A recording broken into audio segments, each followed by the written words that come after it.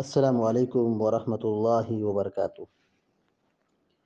الحمد للہ رب العالمین والعاقبۃ للمتقین والصلاة والسلام علی اشرف الانبیاء والمرسلین نبینا محمد وعلی آلہ وصحبہ اجمعین وبعد۔ فعنه يعني عبد الله بن زيد رضي الله تعالى عنه أنه رأى النبي صلى الله عليه وسلم يأخذ لأذنيه ماء خلاف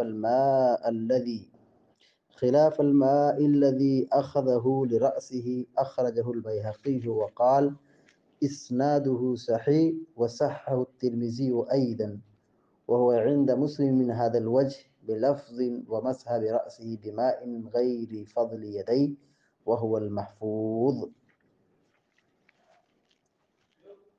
بلوغ المرام من ادلۃ الاحکام کی حدیث نمبر 39 ابھی آپ کے سامنے پڑھی گئی ہے۔ حدیث کے راوی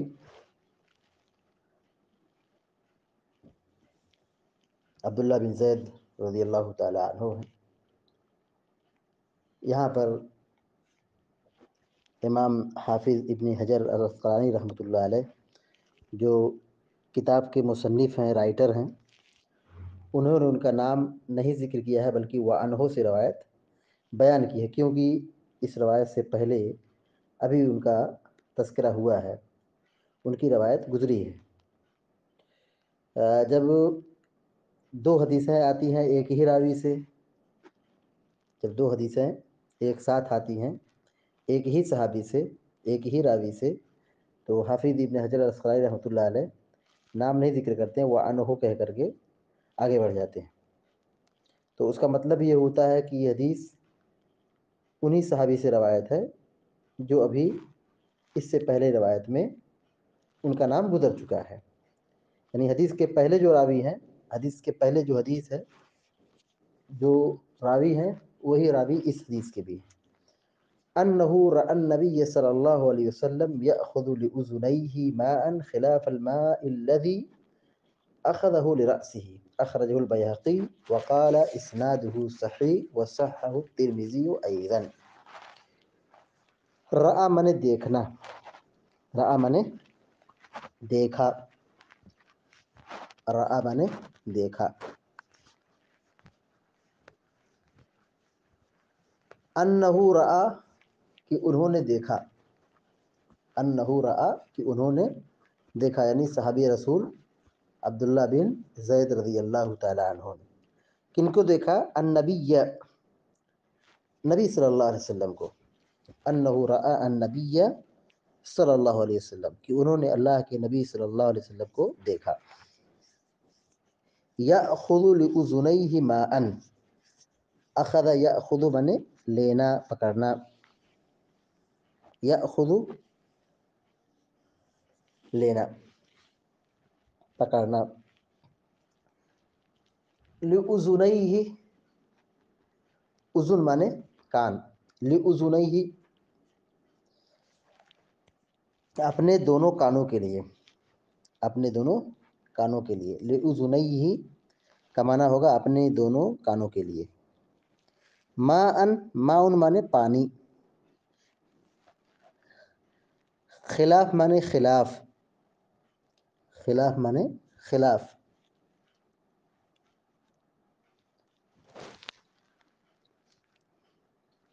الذی مانے جو، اخذہ لرأسہ، اخذہ مانے اس کو لیا، اخذہ مانے اس کو لیا، لرأسہ اپنے سر کے لیے، لرأسہ اپنے سر کے لیے۔ اخرجہ البیہقی وقال اسنادہ صحیح وصححہ الترمذی ایضا۔ صحح منے صحیح کرنا، صحح منے صحیح کرنا۔ حضرت عبداللہ بن زید رضی اللہ تعالیٰ عنہ حدیث کے راوی ہیں، وہ بیان کرتے ہیں کہ انہ رأى النبی صلی اللہ علیہ وسلم کہ انہوں نے اللہ کے رسول صلی اللہ علیہ وسلم کو دیکھا ہے۔ انہ یہ کہ انہوں نے رأى دیکھا، النبی نبی کو کہ انہوں نے اللہ کے نبی صلی اللہ علیہ وسلم کو دیکھا۔ کیا کر رہے تھے اللہ کے نبی صلی اللہ علیہ وسلم؟ آگے بیان کر رہے ہیں، یأخذو لے رہے تھے، یأخذو لے رہے تھے، لأذنیہ اپنے دونوں کانوں کے لیے، ماءً پانی، یأخذ لأذنیہ ماءً اپنے دونوں کانوں کے لیے پانی لے رہے تھے۔ کانوں کے لیے پانی لے رہے تھے مطلب کیا ہے؟ مسح کرنے کے لیے، یعنی سر کا مسح کرنے کے بعد اب کان کا مسح کریں گے۔ تو حدیث کے راوی عبداللہ بن زید کیا کہہ رہے ہیں کہ اللہ کے نبی صلی اللہ علیہ وسلم اپنے دونوں کان کے مسح کے لیے پانی لے رہے تھے، یعنی ہاتھ کو پانی سے تر کر رہے تھے اور ہاتھ کو بھگانے کے بعد پھر کان کا مسح کر رہے تھے۔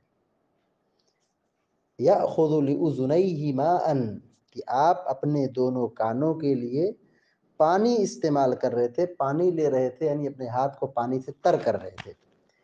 خلاف الماء الذی اخذہ لرأسہ، خلاف الماء الذی اس پانی کے علاوہ، اس پانی کے خلاف، الذی اخذہ لرأسہ جس پانی کو اپنے سر کے لیے آپ نے لیا تھا، الذی اخذہ جس کو لیا تھا، لرأسہ اپنے سر کے لیے، یعنی سر کے مسح کرنے کے لیے پانی جو لیا تھا اسی کے ساتھ کان کے مسح کے لیے بھی آپ نے نیا پانی لیا، یہ مطلب ہے۔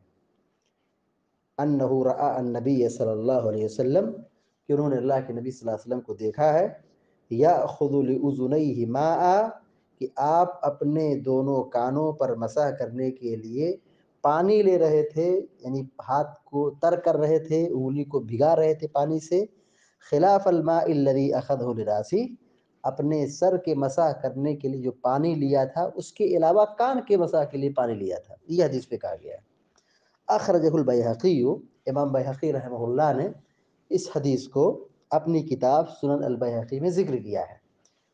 وقال اور کہا ہے کہ اسنادہ صحیح، اس کی سند صحیح ہے۔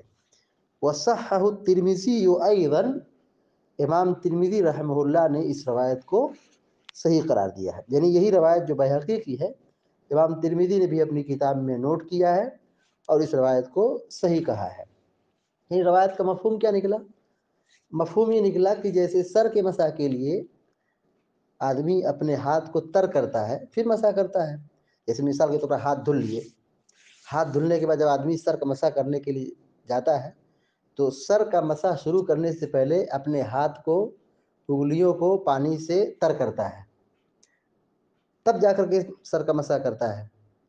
تو اسی طریقے سے جیسے آپ نے سر کے مسح کے لیے ہاتھ میں پانی استعمال کیا، ٹھیک اسی طریقے سے جو حدیث یہ کہہ رہے ہیں یہاں پہ، ٹھیک اسی طریقے سے آپ نے کانوں کے مسح کے لیے آپ نے نیا پانی لیا، یعنی کان کے مسح کے لیے بھی پانی لیا اور پھر اس کے بعد سر کے مسح کے لیے بھی پانی لیا، یعنی یہ روایت بیہقی کی ہے جس میں یہ روایت ہے۔ وہ اسنادہ صحیح، اس کی سند صحیح ہے۔ وصححہ الترمذی ایضا، امام ترمذی رحمہ اللہ نے اس روایت کو صحیح قرار دیا ہے۔ وصححہ الترمذی ایضا، ایضا مانے بھی، ایضا مانے بھی، امام ترمذی نے بھی اس روایت کو صحیح قرار دیا ہے۔ اس حدیث کی بنیاد پر امام شافعی رحمۃ اللہ علیہ نے یہی کہا ہے کہ جیسے سر کے کان کے مسح کے لیے نیا پانی لیتے ہیں، اسی طریقے سے کان کے مسح کے لیے بھی، جیسے سر کے مسح کے لیے نیا پانی لیتے ہیں، ٹھیک اسی طریقے سے کان کے مسح کے لیے بھی نیا پانی لیا جائے گا۔ یہ کون کہہ رہے ہیں؟ امام شافعی رحمۃ اللہ علیہ کا یہی موقف تھا کہ کان کے مسح کے لیے بھی وہ نیا پانی لینے کے قائل تھے۔ لیکن یہ جو روایت ابھی ہم پڑھے ہیں بیہقی کی، جس کو امام بیہقی نے کہا کہ روایت صحیح ہے اور امام ترمذی نے کہا ہے روایت صحیح ہے، لیکن اصل جو بات ہے، یعنی جو صحیح بات ہے، یہ روایت صحیح نہیں ہے، یہ شاذ ہے۔ یہ روایت کیا ہے؟ شاذ ہے، یعنی صحیح کے خلاف ہے، صحیح کے خلاف ہے۔ صحیح بات کیا ہے؟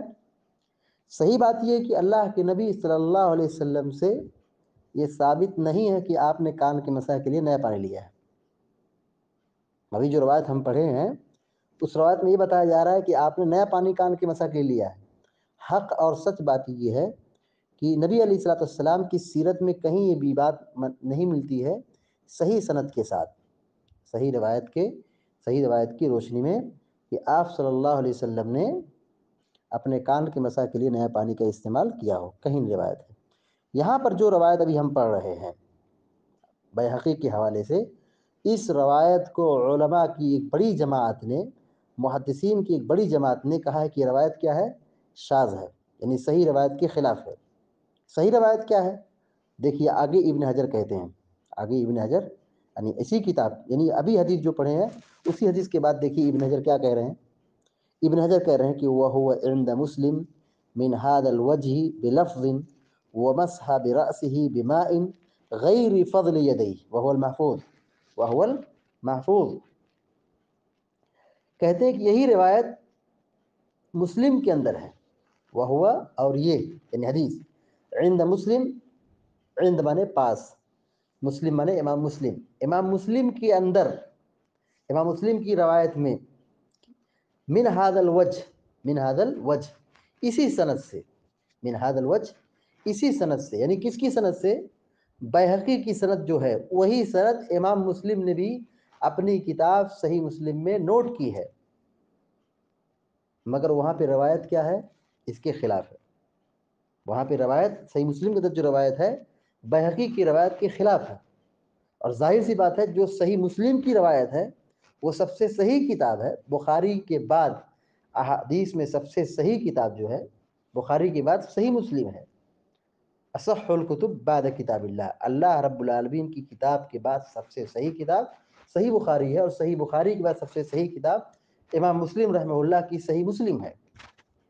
اس صحیح مسلم کی روایت میں جو امام مسلم نے سند ذکر کی ہے بیہقی والی، وہی سند اپنی کتاب میں ذکر کی ہے، اس کے اندر جو لفظ استعمال ہوا کہ اللہ کے نبی صلی اللہ علیہ وسلم نے کیسے وضو کیا، تفصیل دیکھیے، وَمَسْحَ بِرَأْسِهِ، راوی کہتے ہیں کہ اپنے سر کا آپ نے مسح کیا، وَمَسْحَ بِرَأْسِهِ، اپنے سر کا آپ نے مسح کیا، بِمَاءٍ، ایسے پانی سے، ما مانے پانی، ماؤن مانے پانی، بِمَاءٍ ایسے پانی سے، وَمَسْحَ بِرَأْسِهِ، آپ صلی اللہ علیہ وسلم نے اپنے سر کا مسح کیا، بِمَاءٍ ایسے پانی سے، کہتے ہیں غیر فضل یدیہ، غیر فضل یدیہ، غیر مانے علاوہ، فضل مانے بچا ہوا، استعمال کے بعد جو بچ جاتا ہے زائد، اس کو فضل کہتے ہیں۔ فضل کسے کہتے ہیں؟ ضرورت سے زائد جو ہو، بچ گیا ہو۔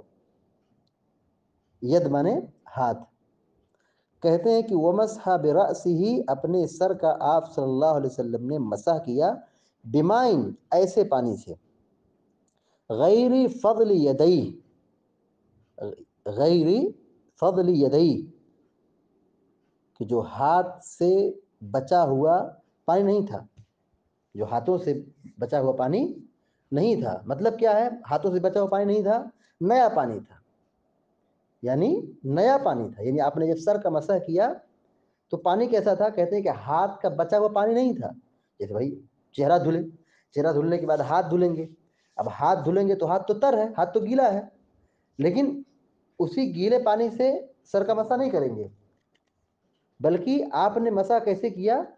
اپنے ہاتھ کے بچے ہوئے پانی سے نہیں، اس کا مطلب کیا ہوا؟ نیا پانی استعمال کیا۔ کب نیا پانی استعمال کیا؟ سر کے مسح کے لیے، وَهُوَ الْمَحْفُوظ، اور یہ روایت محفوظ ہے، اور یہ روایت محفوظ ہے۔ مطلب یہ روایت کیا ہے؟ پہلی جو سند ہے جو بیہقی کے اندر ہے، اس روایت کے مقابلے میں یہ روایت صحیح ہے، بیہقی کی روایت کے مقابلے میں یہ روایت صحیح مسلم کی محفوظ ہے، اور وہ روایت کیا ہے بیہقی کی؟ شاذ ہے، صحیح نہیں ہے۔ اور اصول یہ ہے کہ جب کوئی حدیث صحیح کے خلاف آ جائے، صحیح روایت کے خلاف اگر کوئی حدیث آتی ہے تو وہ روایت شاذ کہلاتی ہے، اور اس روایت پر عمل نہیں ہوتا ہے، شاذ روایت پر عمل نہیں ہوتا ہے۔